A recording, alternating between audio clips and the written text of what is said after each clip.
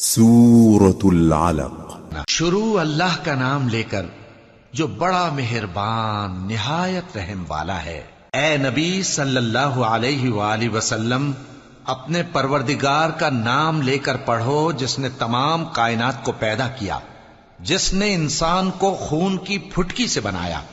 پڑھو اور تمہارا پروردگار بڑا کریم ہے، جس نے قلم کے ذریعے سے علم سکھایا اور انسان کو وہ باتیں سکھائیں جن کا اس کو علم نہ تھا، مگر انسان سرکش ہو جاتا ہے اس بنا پر کہ وہ اپنے آپ کو بے نیاز سمجھتا ہے۔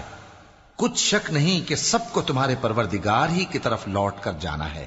کیا تم نے اس شخص کو دیکھا جو منع کرتا ہے، یعنی ایک بندے کو جب وہ نماز پڑھنے لگتا ہے؟ بھلا دیکھو تو اگر یہ راہ راست پر ہو یا پرہیزگاری کا حکم کرے تو منع کرنا کیسا؟ تو اس کا انجام کیا ہوگا؟ ذرا دیکھو تو اگر اس نے دین حق کو جھٹلایا اور اس سے منہ موڑا، کیا اس کو معلوم نہیں کہ اللہ دیکھ رہا ہے؟ دیکھو اگر وہ باز نہ آئے گا تو ہم اس کی پیشانی کے بال پکڑ کر گھسیٹیں گے، یعنی اس جھوٹے خطا کار کی پیشانی کے بال، تو وہ اپنے یاران مجلس کو بلا لے، ہم بھی دوزخ کے فرشتوں کو بلائیں گے۔